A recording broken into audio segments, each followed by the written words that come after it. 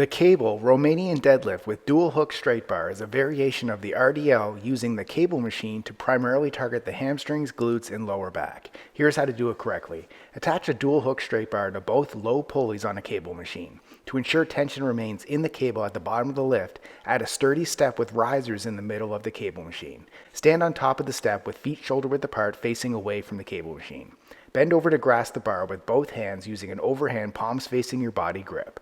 Stand tall with your chest up, shoulders back, and core engaged to keep your back neutral. The bar should rest against the front of your thighs, arms extended straight down. Begin the movement by hinging at your hips to push your glutes backward. Keep the bar close to your legs as you lower it, allowing a slight bend in your knees.